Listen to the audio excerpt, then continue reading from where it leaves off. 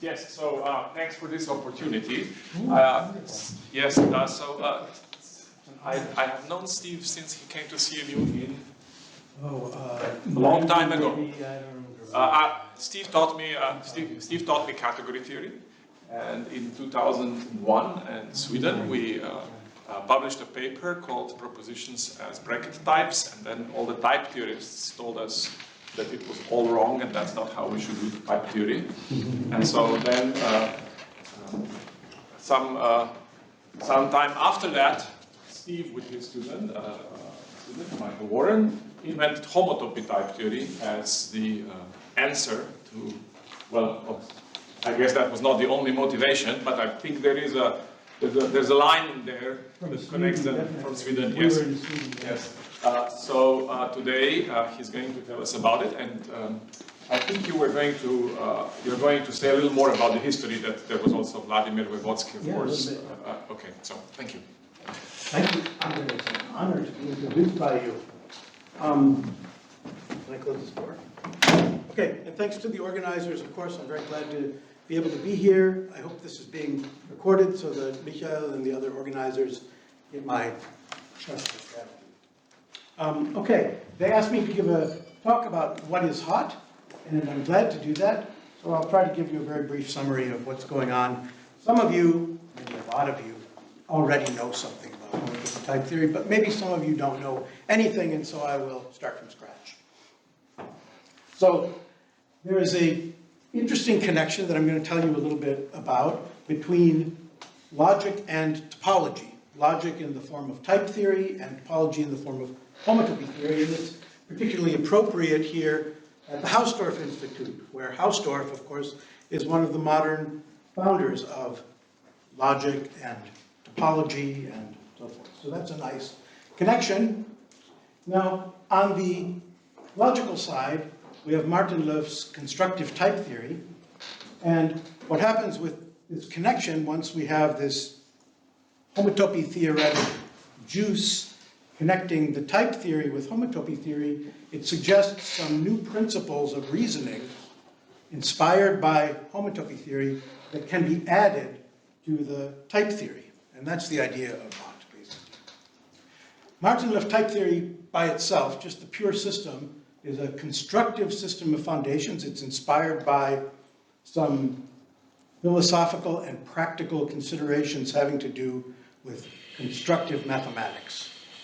But it is a foundation, and it's a very good foundation for constructive math, and it works well for computer proof systems. Hawk and Agda and even Lean are based on Martin Löw type theory for good reasons, and I'll tell you a little bit more about that. But once we have a connection to homotopy theory, that allows us to use this system of Martin Löw type theory to formalize proofs in higher mathematics, like homotopy theory and even higher category theory, because it has this dual or perverse or non-standard interpretation. So we can use the type theory to formalize higher mathematics. And that's kind of the project. And you might wonder, well, the original motivation of the type theory I told you was constructivity. And what happens when we throw in these new principles of reasoning that I mentioned? Well, it turns out that that preserves the constructive character of the type theory. And I'll tell you a little bit about that. So that's kind of a summary of what I'm going to do in the next half hour or so. So here's the rogues gallery of type theory. Maybe everybody recognizes Frege, Russell, Gödel, and here's Per Martin Löw. He's going to be one of our main figures here. Among other people, every development has several people, right? And in the end, it just gets attached to one person. So Martin Löw type theory replaces the logical formulas and proofs in Gödel and Russell and Frege type theory by constructors called types, structured, constructed things, and terms of those types. And that replaces the sets and their elements. And one of the distinctive features of the type theory, which some of you know from Lean and from other systems, are these dependent types, which are thought of as type families parameterized by another type. So these are the term constructors, these are the type constructors, maybe some primitive types, and then there are these dependent types And then there are constructors associated with the dependent types. And I'm going to tell you a little bit more about another one of those in a minute. But the constructive character of the system is what's particularly interesting, because that's what it's designed to do, is have this property that if I can construct a term of a type, and in particular of this kind of a type, which you can think of as it's the product of the sum of all these types, this index family of types, but if we think of this as a for all and this as a for exists, this is saying there's a proof of for all A, there exists a B, such that, sorry, for all X of type A, there exists a Y of type B, such that X and Y stand in the relation R. And if you can construct such a proof, then there is a computable function from A to B. In fact, that term gives a computable function such that whenever you plug an A into T, it returns something B, which satisfies this relation and moreover produces a proof of that fact. So that's the kind of computable or constructive character of the type theory at work. That's what makes the type, gives the type theory this special character. And of course the other logical operations have a similar kind of constructive character.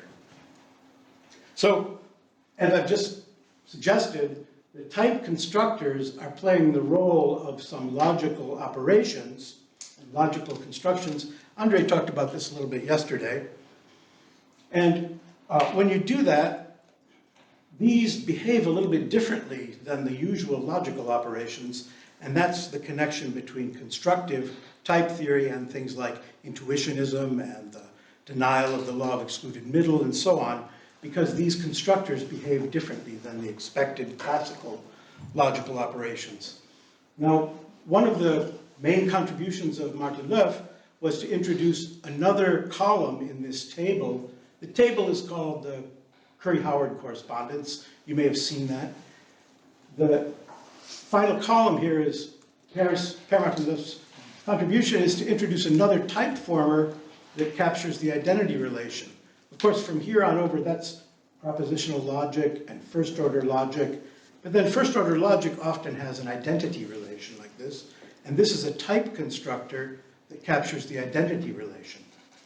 However, once that's introduced into the type theory in a way that preserves the constructive character of the system, that idea of the extraction of algorithmic or computable proofs, computable functions from proofs, the identity type has a rather mysterious character because you can have several different terms of an identity type for A and B.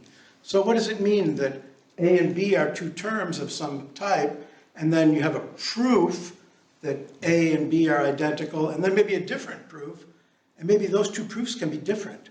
And that gives the system a very kind of complicated proliferation of these terms, which are very hard to manage and understand, and then to work practically with. So the type theory was very difficult to work with. Although it has a proof of normalization and canonicity and so on, it's very difficult to work with because you can't manage all these different terms, and it's hard to deal with them. And that's where the idea came from, to give a new interpretation of this system which makes sense of these identity types. And what we do is we take the interpretation that Andre told you about yesterday, where we interpret the types not as sets, but as spaces.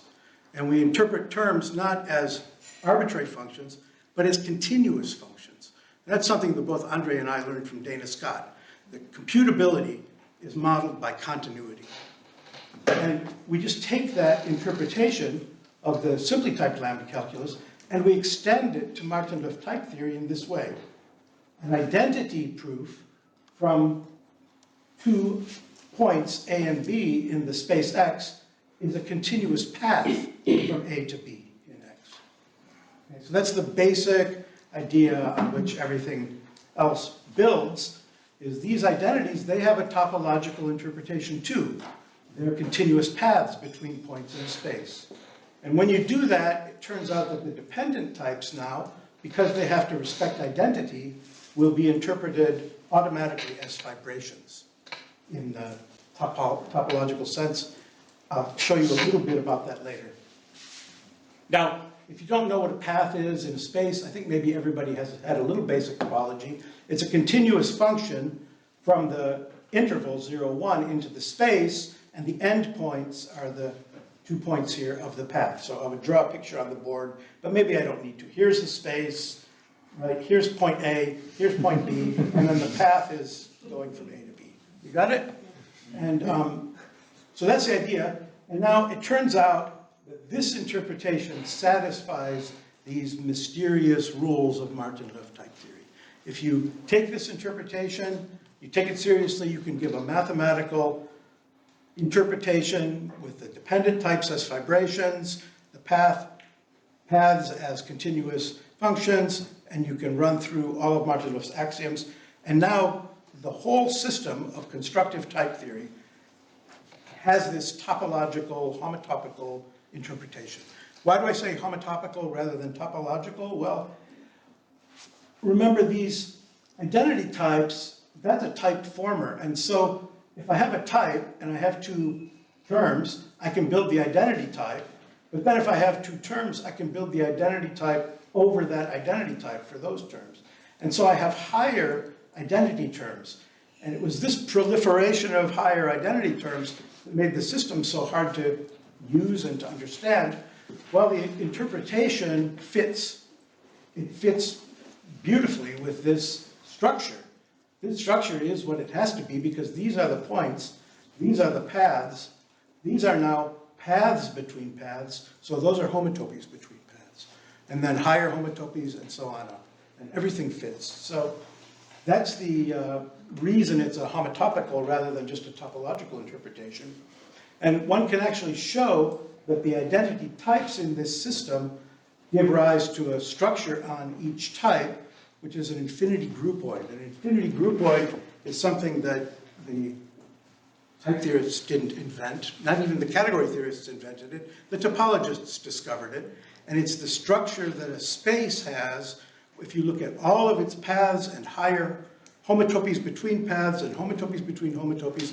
That's a mathematical structure that exists in nature, and it's called an infinity groupoid. It's like a infinite dimensional category where every map is invertible up to a higher dimension of maps and so on. So that structure that was maybe introduced by Grothendieck and studied by various topologists has popped up in the intentional type theory of Per Martin-Löf by itself. It's a miracle. There it is, and you can prove that every type. I haven't done anything to the type theory yet. I'm going to in a minute, but I haven't done anything yet. This is pure Martin-Löf constructive type theory. Every type in the type theory has the structure of an infinity groupoid. So that's a kind of mathematical coincidence. Now, along came Vladimir Voevodsky, and he looked at this and he recognized that just like spaces are in classical topology are stratified by their homotopical dimension, that is the dimension, the level at which their infinity groupoid peters out. The types in the type theory can be classified in this way. There's a stratification by what he called the homotopy levels. And now here's the great thing. The homotopy levels can be defined in the type theory. So in the type theory, you can write down what it means for a type A to be intractable. That is, it's just essentially a point up to homotopy. Every x in A, there is a center of contraction x such that every y in A has path connected here to x. And if you do that internally in the type theory, it tells you that the whole type contracts to a point. The next level up, so this is recursive now, right? I'm saying something is a proposition if for any 2 points in it, the identity type of all paths is contractible in this sense. And then it's a set if for any 2 points, the identity type between those points is a proposition in this sense. Why is this called a proposition? Well, either it has a point, right, or it doesn't, and that's all the information that it has. So it's like empty or inhabited, but there's no further information in it. And that's the character of a set, right? If you have 2 points, either they're equal or they're not, and there's no higher information. But there are other types in the system where you do have higher information. These are the 1 types. They're like groupoids. And then for any level of n groupoid, there are the n plus 1 groupoids.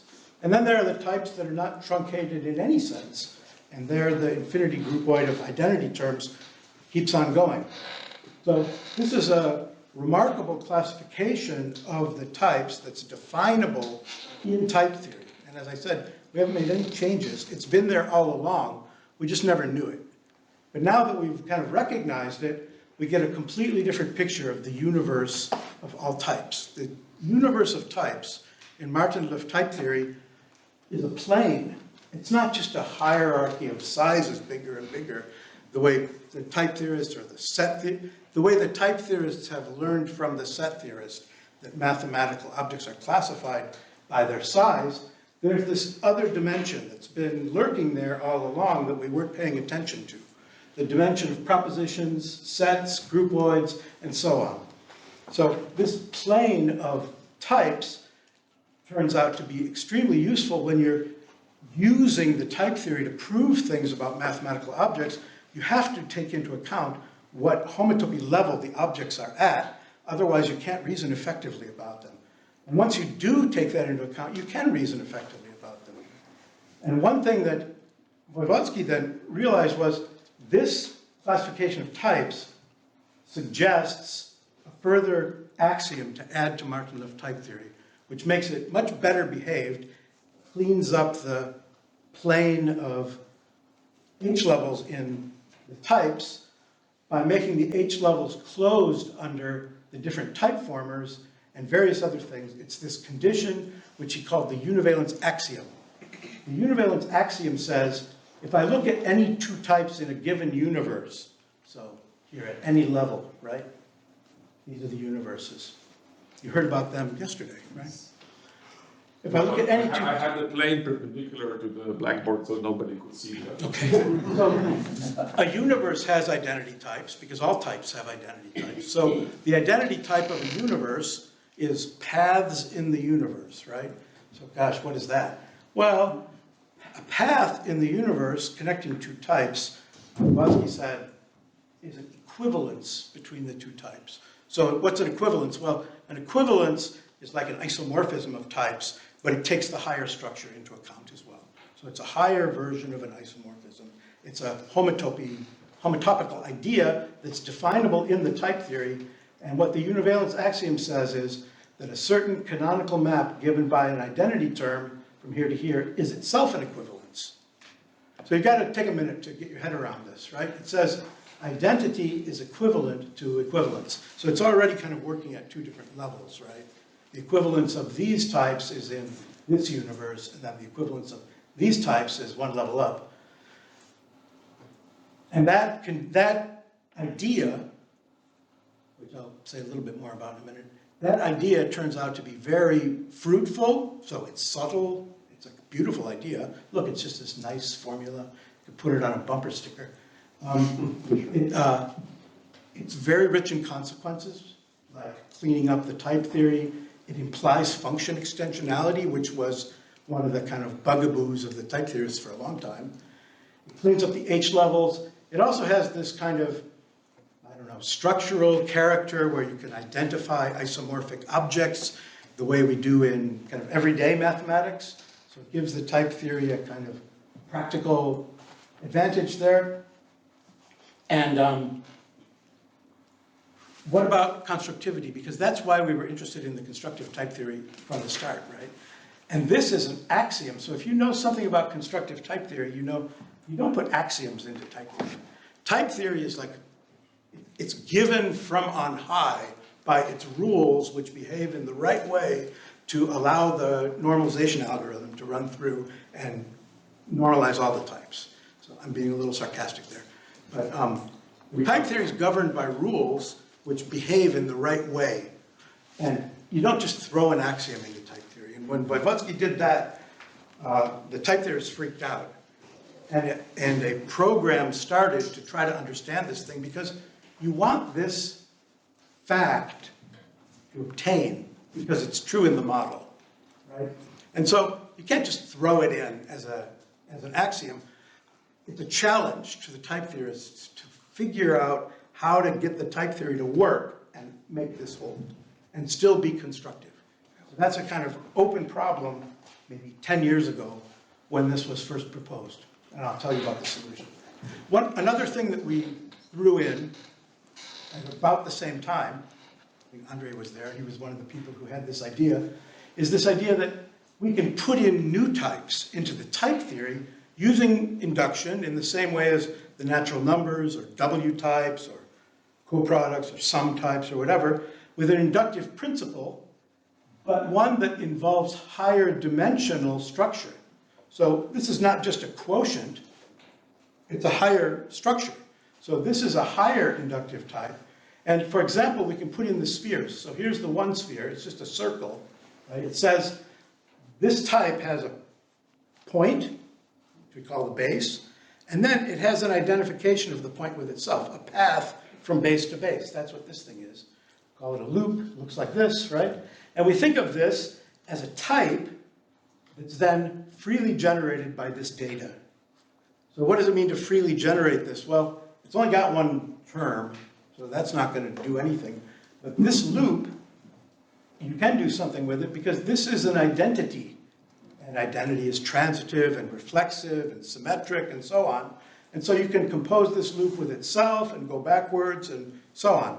So that generates a type. And that type, in the type theory that you've generated from this data, using the usual inductive machinery of Martin-Luft type theory, represents the one sphere in the system now. So now we've got this stratification of the universe of types. We've got some new types in there, the spheres, and we have this univalence principle, and that suggests something, at least to some people. It suggests that we consider what is the structure of this groupoid, or this tower of identity types over a given type, and the way that the topologist classifies that structure since 1895 is with the fundamental group. You all learned about that in grade school in Germany, right? The Germans learn about the fundamental group, I think, maybe elementary school. So you have a space, and you pick a point, and then you look at the continuous paths that start and end at the same point. And like I said, you can compose them, you can go back, and that is a group, right? Because the composition is going to be associative, at least up to homotopy. Going back will take you back to where you started. And so if you take all the paths from a point to itself in space, and then you factor out the relation of being continuously deformable one to another, which is a higher homotopy, what you get is a group. And Poincaré introduced this group in this influential analysis situs as a way of classifying spaces. And you can study the fundamental group of a space and classify different spaces according to their fundamental groups. It's a useful, maybe the first homotopy invariant, homotopical invariant of a space. And we have all the machinery now available in Martin-Luft type theory to define and study these things. And so here's the first proof that was actually started as soon as people introduced the spheres using higher inductive types. They immediately started trying to calculate their fundamental groups, and Mike Schulman succeeded within a couple of years to calculate the first homotopy group. That's the fundamental group of the circle in HoTT, so defined as a higher inductive type, and you look at its identity loops. So what is that? Well, it's all the identity proofs in this inductive type from base to base. So it's all those loops that we saw, right? It's all these loops going around this way and going back that way and so on. And then when you say up to homotopy, well, that's kind of automatic. It's baked into the type theory. And Mike calculated this to be the integers, which is kind of what you expect it to be. And if you're a homotopy, that's what Poincaré calculated it to be too. So it works out. And then he formalized the proof in Koch. And so that's maybe the first example of a kind of higher application of homotopy type theory in a formalization. And I mean, you could now, I'm sure you could use lean to formalize a proof that pi1 of S1 is the integers, but you would have to define S1 using the real numbers or something like that, and you'd have to define homotopy using quotients. And this is a very direct proof that can be formalized kind of, well, in a way that we started to call synthetically, kind of just from the type theoretic definition, from the inductive property of this higher inductive type. And the proof uses univalence in a fascinating way, and I will probably not have time to show you the proof, but it's at the end of the slides. So I'll make the slides available online and you can look at it. And I've also put Mike's calc code in there too. Now, there's a question, but maybe your question is, how did you do it in calc? Because calc doesn't have this kind of higher structure. Well, we hacked into calc, and that was one of the first things that happened. Dan Grayson, I think, is the one who first hacked calc to put the identity types into type rather than into prop. But this version wasn't hooked. Yeah, I don't know. This was a kind of a real jury-rigged kind of proof to make it work. You had to get univalence in there as an axiom and so on. So then kind of the race was on then to compute the other homotopy groups of spheres. And the reason is it's kind of a benchmark, right? The homotopy theorists love this stuff, also because it's a whetstone to sharpen their tools against, with computing homotopy groups of spheres. You have to develop some very sophisticated technology which is used for all kinds of other things in the pursuit of computing homotopy groups of spheres. The table of all the spheres and their homotopy groups is filled in various ways using various big results that are motivated by filling in the table, like their spectral sequence and so on. So we started trying to compute these homotopy groups of spheres, and of course, you know, you can use a function space like this, a mapping space, pointed maps, and then there's this set truncation. And some of these were calculated during the IAS special year. We were lucky to have a patron then, Voivodsky, who was interested in us and had access to the IAS. So we got a whole year of work in at the IAS. Let's see. Special credit to anyone who can identify all four people in this photo. All six, I guess. I don't see that. There's a joke here. The reason I'm showing this photo is because if you've seen the movie Oppenheimer, there's a scene where Oppenheimer goes to Fold Hall at the Institute to talk to Einstein. He goes charging through these doors to find Einstein out at the pond, and they forgot to remove the bust of Einstein.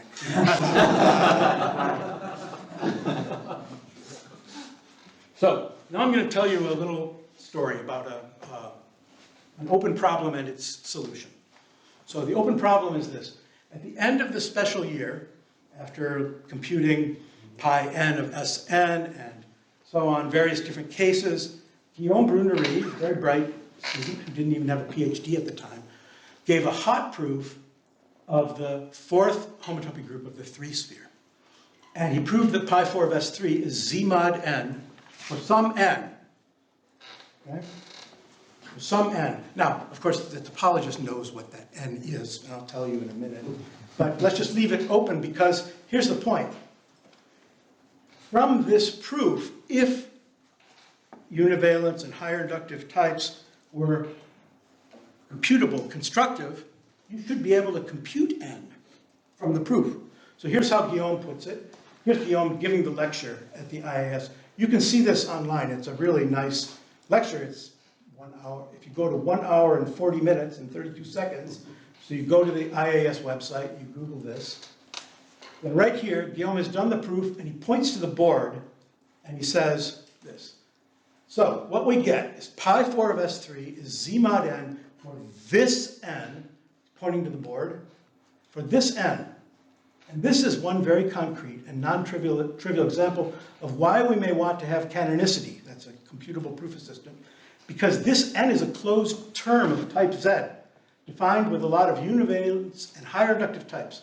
So in a perfect world, if you formalize that proof in a proof assistant, with computational interpretation of univalence, you can just ask, what's the value of n? And you'll get 2. Well, we were miles away from that 10 years ago. There was no hope. It was a dream, a perfect world, right? So here's what's happened since then. Andre, you're aching to say something. Do you want? Okay, I'm just amused. So here's what's happened since then.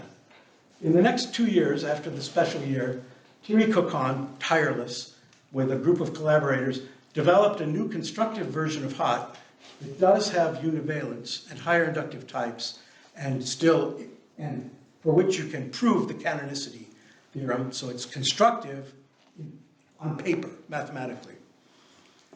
Then it was implemented into a new branch of AGDA called cubical AGDA, which computes with univalence and higher inductive types. But we're still not there because now you have to take Guillaume's proof, paper proof, and formalize it in this new system, which of course has no kind of support or tactics or any kind of friendly user interface. So that takes another couple of years of hacking. And then finally, in 22, so what's the name of the student? What? It's Axel, right? Axel Lindstrom.